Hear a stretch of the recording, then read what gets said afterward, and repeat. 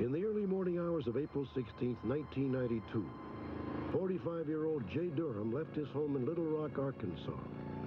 Jay, an auto mechanic and motorcycle enthusiast, was bound for Canton, Kansas to pick up his 19-year-old son. An 800-mile round trip on a motorcycle, the return half with a passenger, would seem a tall order for most of us. But Jay Durham felt more at home on his bike than he did in a car. I've been riding motorcycles for about 30, 35 years, and I've chopped them, customized them, and painted them, and just done everything you can think to one, you know. I've just loved motorcycles all my life.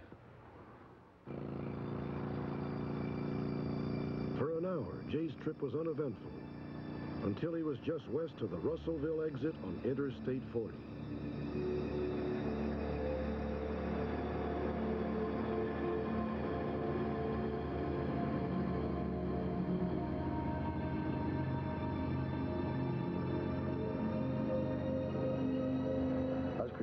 Doing about 60, 65, you know, and bang, and then he just kept on going. You know, he didn't make no attempt to stop whatsoever, you know.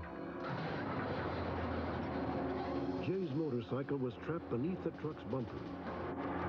Jay was hopelessly pinned between the motorcycle and the truck's grill. To add to Jay's horror, the driver was closing in fast on another tractor-trailer. Jay had no choice but to jump.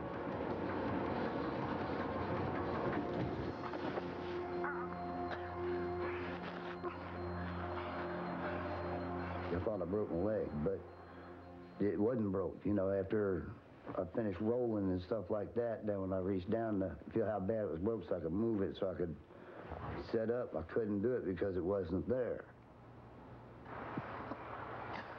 Jay Durham's leg had been snapped off at the knee.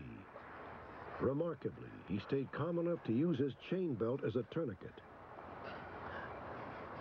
I just told myself either I got calm and not bleed totally to death, or I was going to die. I just said, either I live or I die. And I wanted to live.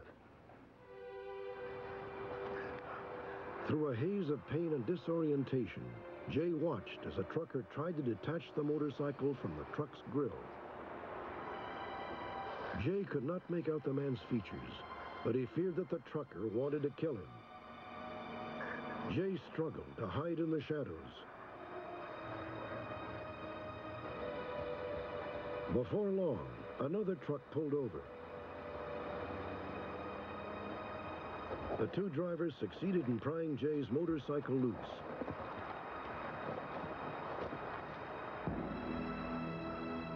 Then they began what appeared to be a search for Jay himself. I was laying there on the side of the road, and when they came back to the back of the truck, I felt like they was gonna pull an Easy Rider on me, kick me in the head, and be done with me. And I just didn't yell out to them. I thought I'd be better off just to yell for somebody else and flag somebody else down if I could get someone to stop.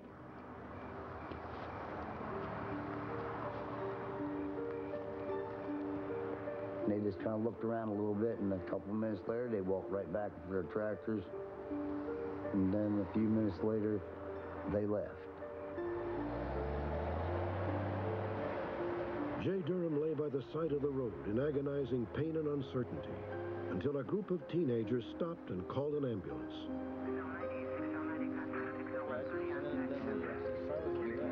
As Jay hung on a light by the barest thread, he was rushed to a nearby hospital where doctors worked around the clock to save him. I broke 4 or 5 ribs, and I punched holes in my lungs, and I got my thumb cut off, the end of my finger cut off. I broke my knuckles and broke a couple fingers on my other hand. It was sprained, and cracked my jaw and knocked my teeth out and broke my nose, and I don't know how many fractures in my skull I got, but I had a few pieces of bone up there kind of just wallering around, and I got over, I think, 400 or 500 stitches in the top of my head. It's been 2 long, painful years, but Jay Durham has made a miraculous recovery. Although he hopes to increase his mobility by purchasing a motorized wheelchair, he realizes that he will never again work as a mechanic. Today, Jay is learning a new trade, tattoo artist, in order to support his family. This has changed my life just totally. I mean, I live it all the time. I'm just hoping I'll just constantly keep getting better and make a better future for myself, because I'm not going to give up. Take these in there and I'll get Jay spends every spare moment trying to track down the man who cost him his leg. Despite the best efforts of law enforcement, few clues have come to light. So Jay has taken his crusade to more than 1,000 truck stops throughout the South and Midwest. I need to try to find him, and I'll know that, he ain't going to do it to anybody else. Find this person that ran me over with a tractor trailer. He knew what he's doing, and he thinks he's getting away with it. And I hope to God I can catch him before he does get away with it. Law enforcement has only one possible clue that might solve this case. They believe the grill and radiator of the truck sustained significant damage, and the repairs would have been extensive. Evidence at the scene did indicate that there was a possible radiator leak in the truck, probably due from the motorcycle being lodged up underneath the truck. There was a considerable amount of antifreeze on the shoulder of the road, which would indicate to me the truck probably sat for a period of time while the driver unlodged the motorcycle from beneath his truck. As he left, the trail of antifreeze led back up onto the westbound lane and continued. The date of any repairs would probably have been April 17th or 18th, 1992. Authorities also want to talk to the truck driver who stopped to help free the motorcycle.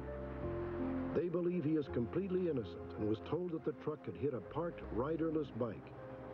Perhaps he can help identify the hit-and-run trucker. If you have any information, please contact the Arkansas State Police or write to Unsolved Mysteries, Post Office Box 11449, Burbank, California, 91510, 1449.